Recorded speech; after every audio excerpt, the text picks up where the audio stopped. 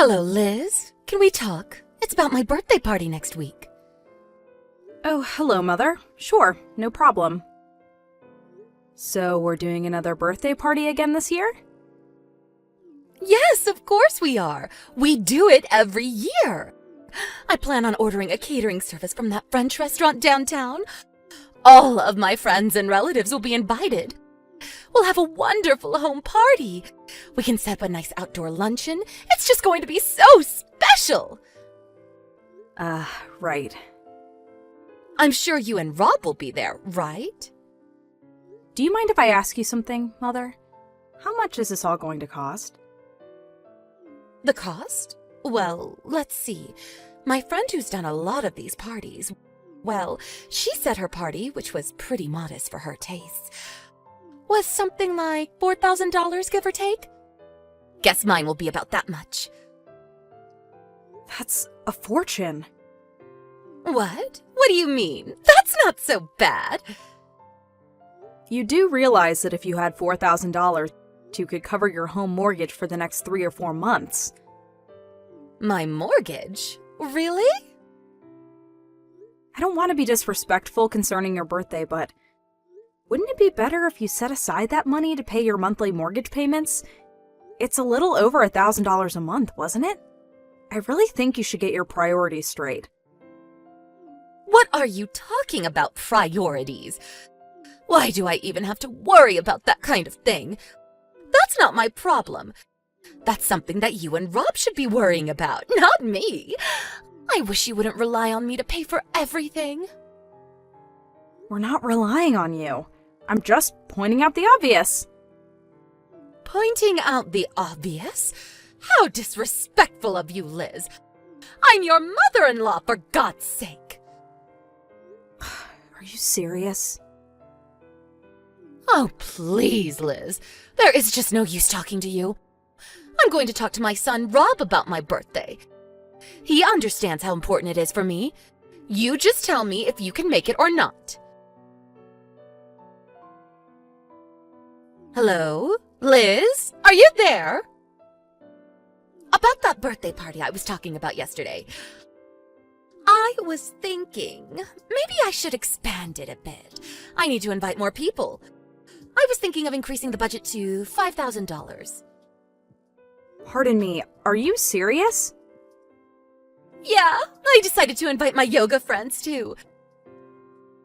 So that's $1,000 more than you had planned. That's right. You're always going on about the budget, so I figured I should tell you right away. I don't want you getting on my case later on. Mom, are you really okay with this? Excuse me? Your husband is currently working overseas. Is it really a good idea to spend so much money for a birthday party? I mean, it seems a little reckless. Is it really smart for you to spend all that money? It's not as if you're super rich or anything. How could you speak to me like that? You're really being impertinent. Your husband, my son, would never talk to me like that. I'm just worried for you, that's all, Mother. You don't have to worry about me. I'm not some old lady. You should be the one worrying, not me. Excuse me? Why should I be worrying? Don't tell me you have no idea what I'm talking about. No, I really don't know what you're talking about. Excuse me? Well, under the circumstances, I have no financial worries. I can't believe you. I knew you would continue to rely on me for money. Pardon me? I'm going to go totally bonkers talking to you. My blood just shoots up when I talk to you. You know what? I'm only going to contact you only when absolutely necessary. Just keep that in mind. See you later. Hey, Rob, are you working? Sorry to contact you. Can we talk? Hey, Liz. Yeah, no problem. It's about Mom's birthday party tomorrow. Yeah, she says she's inviting her neighbors. Said it's going to start at 6 p.m. Did you hear what the cost for the party will be? The cost? No, haven't heard anything. Dad's overseas now, so she'll probably do it on a tiny budget. So she hasn't told you. It seems she's going to order catering service from that French restaurant downtown. It's going to cost something like $5,000. Wait a sec, what? $5,000? Just for a little birthday party with the neighbors? That can't be right. It's not just neighbors, it seems. She's inviting all her yoga class members, even the instructor. Really? But $5,000? That's way too much. I tried mentioning the mortgage payments, but she just brushed it aside. She actually turned the tables and blamed everything on me. Oh boy. I don't want to be a nosy daughter-in-law and want her to have a nice birthday party, but we're not exactly having an easy time.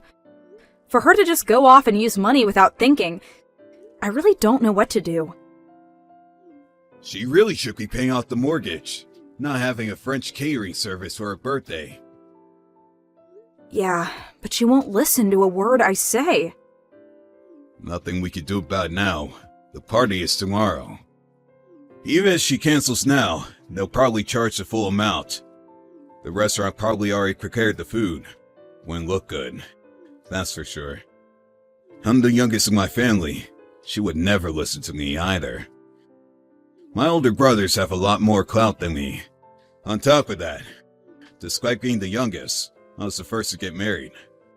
Mom wasn't too happy about that. Yeah, I guess. I guess we have no choice. We're just gonna have to let her have her way this time. We're both going to the party tomorrow, so let's see how things go. See how she acts. What do you say? I'll get Dad a call too. Yeah, maybe that would be a good idea. Alright, see you tomorrow then. Yeah, okay. See you tomorrow. Liz, are you there? So, you decided to come to the party with Rob. Right. You asked me to come to the party with Rob, so here I am. Yes. Looks are everything. We have to keep up appearances, you know. People talk. If you and Rob didn't show up, rumors start spreading. You know what I mean. Yeah, right. Whatever. But I want you to stay in the kitchen once the party starts. Just stay out of sight. Excuse me? Why should I do that? Well, because French cuisine is way too good for you. That's why. Too good for me? Think of it as a punishment for being disrespectful to your mother-in-law. The reason why you're such a cheapskate is because you went ahead and got that loan, paying to have $1,000 a month. Kinda strange hearing that from you, Mother. Well, nobody will speak up, so I will. I was against you guys buying that condo. Way over your budget. Excuse me? You guys don't even make that much. And you take off a loan for $1,000 a month? I warned you about that. But you want to pay off your mortgage and complain about me spending money on my birthday party? I can't believe you, Liz. How could you be so selfish? Oh, okay. Now I'm starting to see the picture. I thought things didn't mesh. We always seem to be talking on different levels. Anyway, the party is about to start. Get in the kitchen and stay there until everyone has gone home. Don't you dare come out until then. Or, better yet, just say you feel ill and go home. That way I don't have to worry about you peeking in every 5 minutes. Just come back later to clean up. I'll line you later on. What am I, a maid? Well, actually, yes. I've told all my neighbors that I'm currently disciplining our daughter-in-law to be a better housewife. A better housewife, huh? Stay in the kitchen for another 30 minutes, and then you can head home. I'll line you later. I really don't know why I have to leave. To be honest, I don't want my guests seeing a dirty maid wandering around. Just too depressing. It's my birthday after all. Okay, if that's the way you want it, I'll stop the mortgage payment starting next month. Hope you're okay with that. Pardon me? What did you just say? The load payments. I will no longer pay that, just so you know. What are you talking about? Maybe you need your head examined. It's you who will suffer if you stop the payments. Rob says he's going home too. Have a nice party. Don't bother texting me later. I have no intention of cleaning up after you. I'm not your maid. Yeah, whatever. Do what you have to do. Liz, pick up! Come on, Liz, pick up. I know you see this. It's about that monthly $1,000 loan. Is it true? That loan is for this house and not the condo you guys are living in? This is some kind of mistake, right? Oh, so you heard it from someone. Yeah, from your aunt and uncle at the party. Oh, I see. I didn't realize they were there. I didn't believe it at first. Thought it was some kind of joke. But this month, the bank called and said there was insufficient funds for the loan payment. That's when I realized it was all true. That's right. I was depositing the $1,000 into you and your husband's account every month.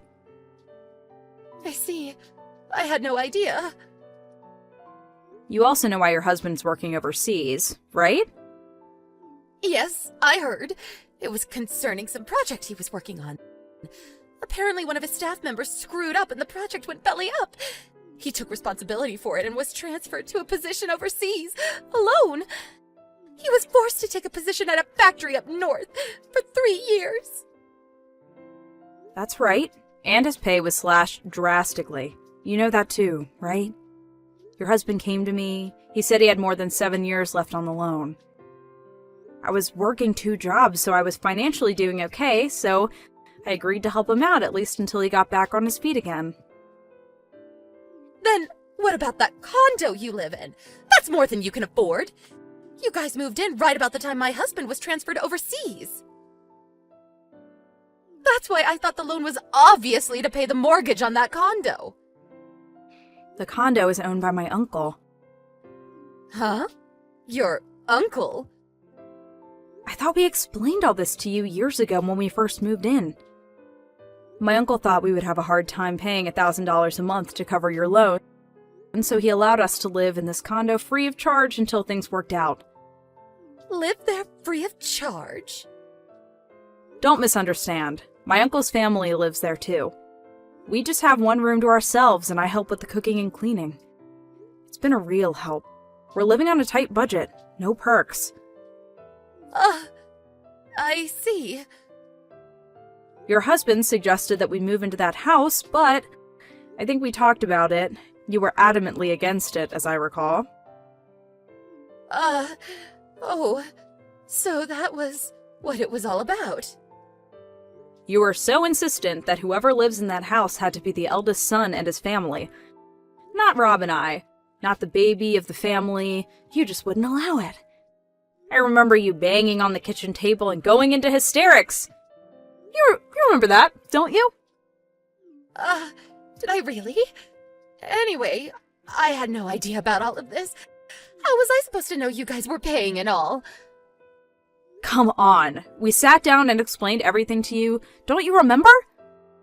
Everyone was there. Rob and his brothers, your husband. I was there too.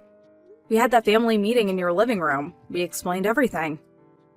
I don't remember any of it. Yeah, I remember you were sort of just half listening. You really weren't interested in anything we were saying. You would only hear what you wanted to hear, like continuing to live at the house. When the talk switched to possibly helping out by working part-time, you put an end to that conversation pretty quick. You didn't want to hear about Rob and I living with you either. We just couldn't get through to you. In the end, it was Rob and I who had to make the sacrifices. But that last birthday party was the straw that broke the camel's back. I had no idea. I really didn't. You just refused to listen. Anyway, we talked to your husband and he gave us permission to stop the monthly payments. Huh? Really?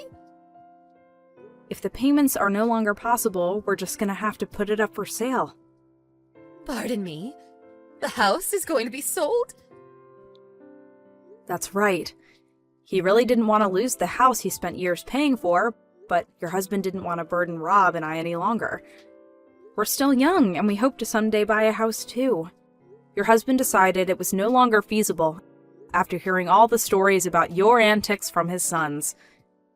As for the $6,000 that I forked out, your husband said he would eventually pay me back. This is not happening! I heard your husband is coming back for a short visit. I'm sure he'll sit you down and explain the whole thing. So, I urge you to talk to your husband about the rest. Rob and I have nothing to do with it going forward. Please, Liz, let's talk! Sorry, I have no more to say. Goodbye! But Liz, please, listen! A few days later, her husband returned for a short visit. The family had a long talk about the current circumstances. First off, they talked about selling the house. Then the problem of the $5,000 spent on the birthday party last month. He also reprimanded her for treating me so harshly, despite my financial support. But what really shocked her was the divorce papers that he thrust on her. She was, of course, taken aback by her sudden predicament, but immediately recovered and demanded that one of her sons take her in and support her. But both her sons had already married, not to U.S. citizens, but foreign. They both moved to their wives' native countries. As for Rob and I, we moved out of our uncle's place into a new home across state lines. We had no intention of revealing our new address to her. My mother-in-law eventually landed a part-time job, but I heard she got caught stealing and was fired immediately. Last I heard, she's living on her meager savings and looking for a new job. You never wear red clothes, right, Alan? You don't even own a single red piece of clothing, right? What, red? Yep, I don't have any red clothing, I guess. Why? Oh, I guess I never told you why. Apparently, I don't look good in red or other such warm colors. Everyone around me says I look better in cool colors like blue, so that's how I've been dressing ever since. I see. But my ex-boyfriend Lewis looked so good in red.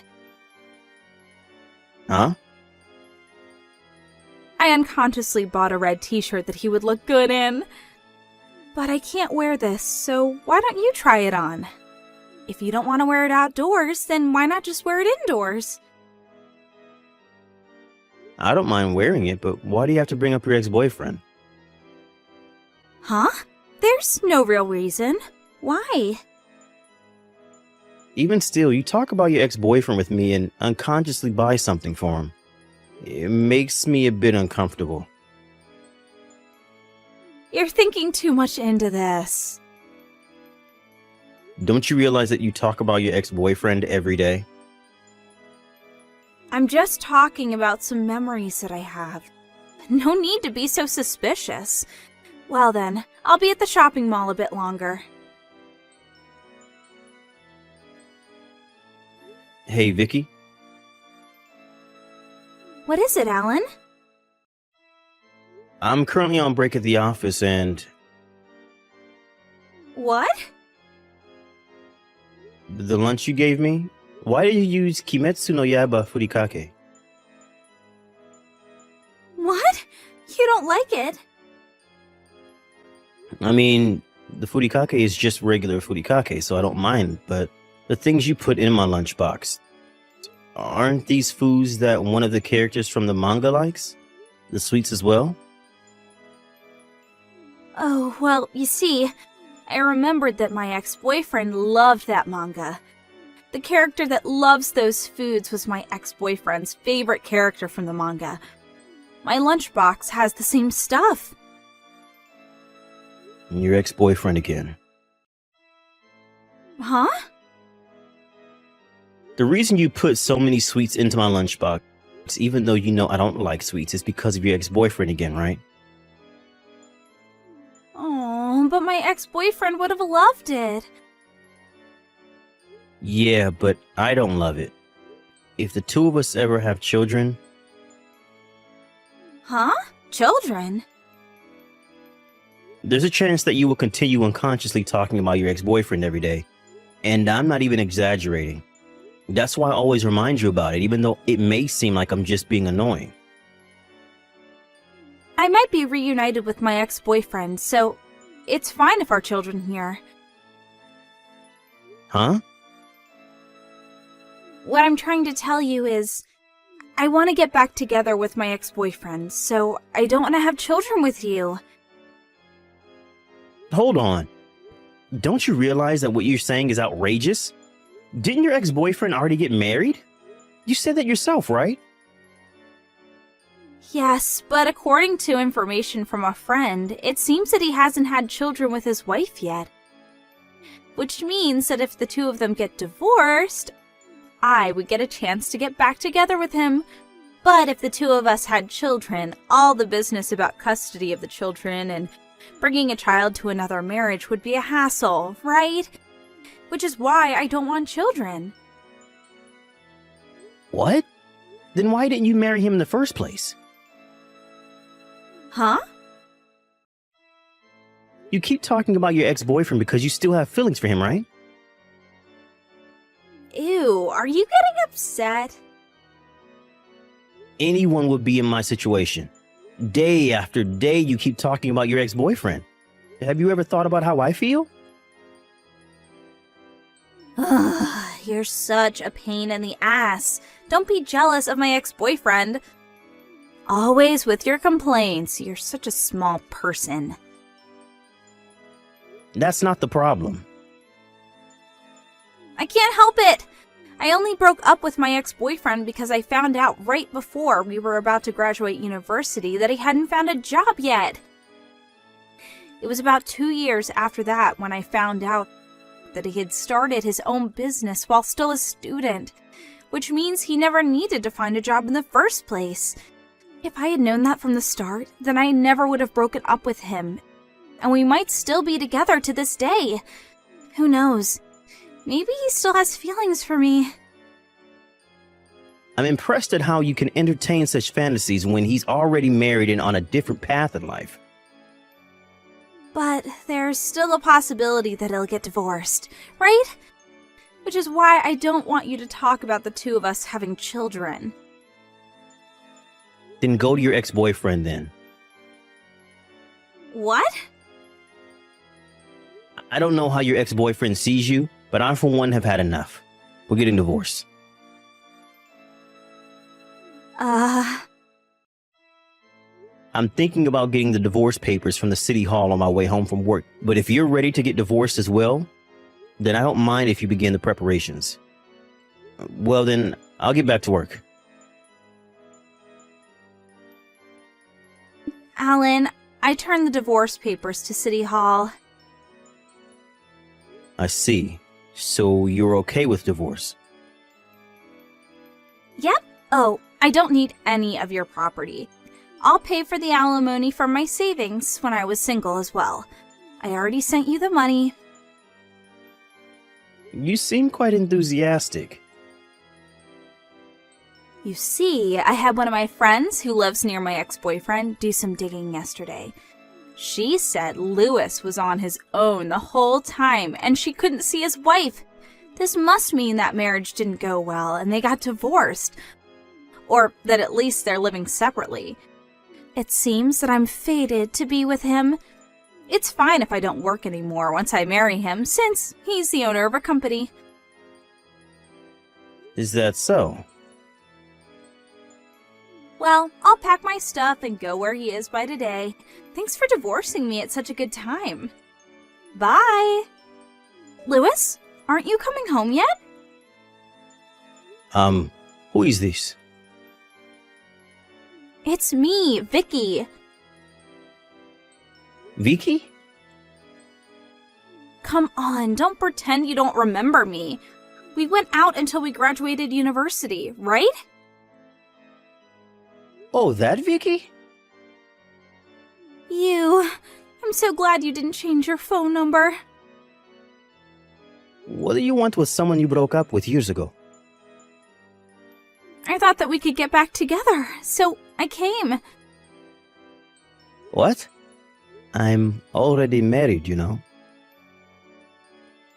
I know. And you recently got divorced, right?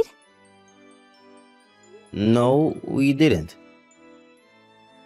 Oh, so you're just living separately? Well, yes, we are living separately, but we have no intention of getting divorced.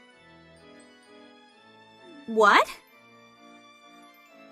It's been decided that we will move in with her parents. I haven't prepared to move yet because of work, so my pregnant wife moved there on her own first. What? Pregnant? What are you doing?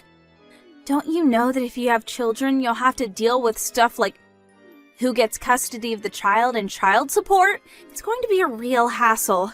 That's why I made sure not to have any children with my ex-husband, because we would eventually get back together. You just ruined all my efforts. What are you talking about? To be honest, I have basically forgotten about you. What? Besides, I have no intention of getting back together with someone who didn't listen to a thing I said and just kept insulting me. Huh? You're lying, right? Don't you think it's only natural? Come on, let's just talk for a bit, even once. You see, I got divorced just so we could get back together. I don't understand in the first place how you ever thought that we would get back together. I'll wait for you outside your room until you finish working. Are you at a apartment right now? Yep, I am. I'll be here until you come meet me. I left that apartment 1 week ago. Huh? The contract renewal at the apartment was going to be at a bad time for me, so I'm temporarily living in a hotel. No way! You're not here anymore? I don't want you to come anywhere near me again, and I don't want you to contact me either. You're a nuisance to me. You're joking, right? I'm blocking you. Bye. But this must be a joke, right? Louis? Alan, I realized since then that actually you're the one I love the most. I'll bring the marriage papers and come over, so let's be husband and wife again, shall we? What? Jesus, you're back already? Yep, I'll make all the foods that you like tonight. I'm sorry, but that's going to be a problem for me. What? Wanting to get back together the day you got divorced is crazy no matter how you look at it. Besides, I have no intention of getting back together with you. I promise to never talk about my ex-boyfriend again. That's what you're mad about, right? I talked to my ex-boyfriend just earlier, and he said that his wife is pregnant, which means that if they got divorced, having to deal with who gets custody of the child and who has to pay child support is going to be a hassle. He said we really couldn't come to an agreement, and in the end, he told me he didn't want to see me again. Is that so? Even if that's the case, I'm 120% not getting back together with you. Why? I said I wouldn't talk about my ex-boyfriend again. But you're lying right now as to the reason he didn't want to get back together with you?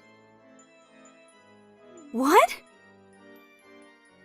Your ex-boyfriend Luis showed me the conversation you two had when you went to meet him. Huh? You two knew each other? What are you talking about? We all went to the same university, remember? I wasn't really close to Luis, but I had exchanged contact information with him since he was a friend of a friend. He just told me what had happened earlier. He even sent me screenshots of the conversation you two had. So I know everything. Huh? No way. Well, that's the situation. I have zero intention of starting things over with you. Please, Alan. You're divorcing me over something as little as this? The fact that you think this is just something little is proof that we can't make things work anymore. Alan, please. I promise to change. If you come, I'll call the police. I don't ever want to see you again. What? No way. I have nowhere to go if you leave me like this. I'm blocking you. Bye. It was about 3 months into our marriage when Vicky started to talk about her ex-boyfriend, Luis, every day. This is also about the time when Luis got married and a friend told her that he was actually the CEO of a company, according to Luis. Vicky has a habit of thinking that something that was once hers is hers forever, which is probably why she probably wanted to get back together with me, even though I was already married when she found out that I ran a business.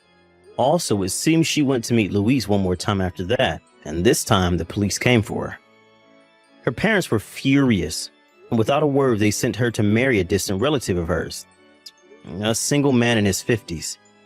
I have no idea why Vicky agreed to marrying him, but I guess I'll never be able to understand the way that woman thinks. Still though, I don't know what gave her parents the idea of making her marry this distant relative of theirs. Soon after, it was revealed that she was pregnant. Talking about this honestly makes me sick.